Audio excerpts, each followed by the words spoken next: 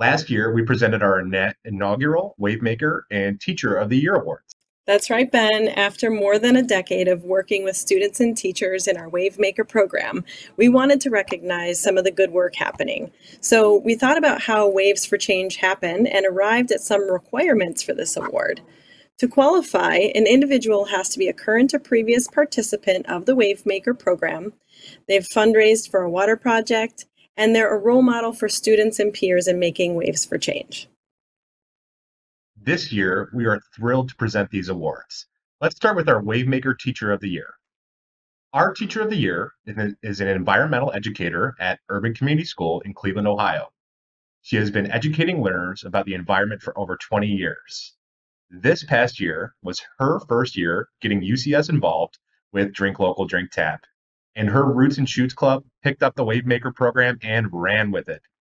After having DLDT speak to the club, this teacher decided to take action by educating and empowering the rest of the school to care for creation by creating a public service announcement about the importance of avoiding single-use plastic water bottles.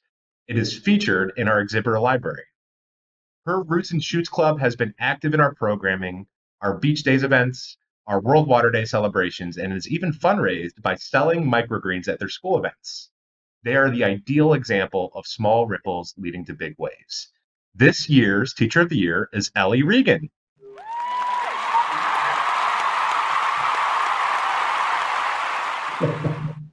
Now, we have a few special guests from Urban Community School that wanted to congratulate Ellie for all of her hard work.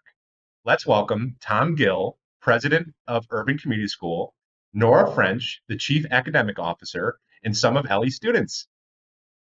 Ellie, I'm out here in your space at the garden at Urban Community, a space that you help champion and make happen, and the one that you activate on a daily basis for kids. I want to take a second to thank you and congratulate you on this award. You have been such a champion of all issues related to environmental justice, water, climate change, and so many others, and you've instilled those principles and values in countless students who you've taught over the years. You represent us so well and who we are as a school community. Thank you for that. And again, my sincerest congratulations. Ellie, congratulations on your Wavemaker Teacher of the Year award. I'm so proud of you and all of your efforts. You've been our Wavemaker for many years. We have microgreens, which are delicious on my vegetables, so thank you for encouraging the students to grow and sell those, leading the charge for us to become a Green Ribbon School. We really appreciate all your efforts. The students and our school community are very lucky to have you, so congratulations on your award. Congratulations, Miss Reagan!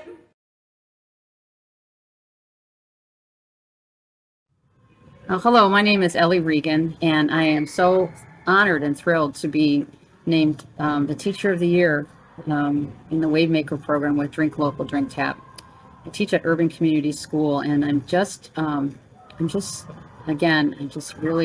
so committed to teaching students about the environment and preserving our earth, and this recognition is really special to me, and it encourages me to do more. So thank you again, Drink Local, Drink Tap. I'm very honored by this great recognition. So, well, let's talk about maybe what I do here at Urban. So a week ago, I had spent some time, with Ben and Joe, and they came to visit Urban Community School, and I showed them around. I showed them our garden and my indoor classroom and some of the work that I do with students. So let's have a look.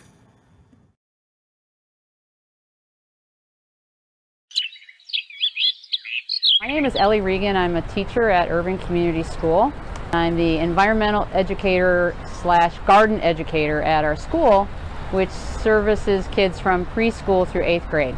We're standing in the learning garden. This is an awesome space that we have where students can grow different fruits and vegetables, learn about soil, learn about water, learn about what plants need to grow, and eventually harvest food and do some tasting of the food that they grow. We have, like in the middle here, this is our weather station. I don't have it set up with the rain gauge, but one of the things we do in class is also like be aware of weather and the patterns of weather and connect that to, why things grow when they do. And we walk over this way, We're going to see some garden beds. Right now everything is dormant. We have a variety of fruits, vegetables, herbs that will be put in these garden plots, and different grade levels take care of them. We're really into using compost, and on the far side you'll see our greenhouse. So with middle school students, they work in the greenhouse. We call that Turtleback Farm.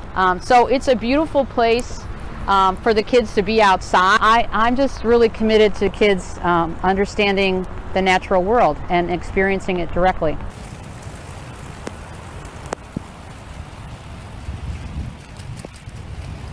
Ellie Reagan again. I'm inside now, and this is my indoor classroom.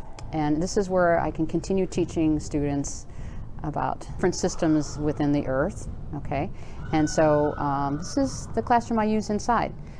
If we walk over here, so when I can't be outside in the garden, this is where we have classes. All right, so a project, an indoor project that we worked on this winter is growing microgreens. And so we're really fortunate to have this light table, and we've been growing microgreens so the students can continue growing things and, you know, seeing the life cycle of plants. And then a really cool project that I did with middle school, we made a little business where we not only grew these, but we harvested and sold the microgreens to the staff.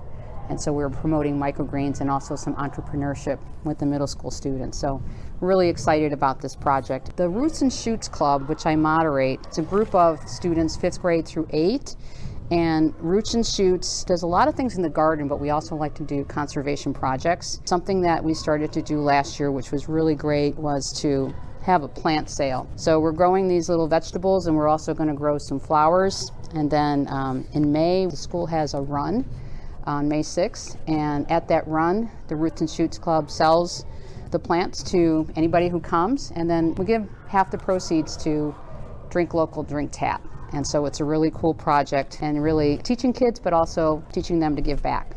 All right, so a project that I've done with the 8th grade is to propagate plants. And so this beautiful geranium came from a cutting. We had a large geranium plant behind me, and as the kids were learning about asexual reproduction in plants, we made some cuttings, and we've got several geranium plants that we'll be selling when we have our plant sale in May.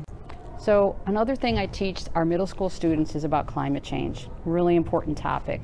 Students know a little bit about it, but they're a little bit unsure of what causes it, and also can feel kind of sad about, you know, the prospect that everything is really going in the wrong direction with climate change. So I start with teaching about the carbon cycle so that they can understand like what's going on with carbon and carbon dioxide. And then we really study the impact of climate change on the natural world, on plants and animals, and most importantly on people. We spend some time going all over the world looking at different situations that people find themselves in and how they're impacted by climate change. We end the lessons, try to end it on a hopeful note. Fact is, climate change is real. It's pretty bad. Humans caused it, but there's things that we can do to fix it.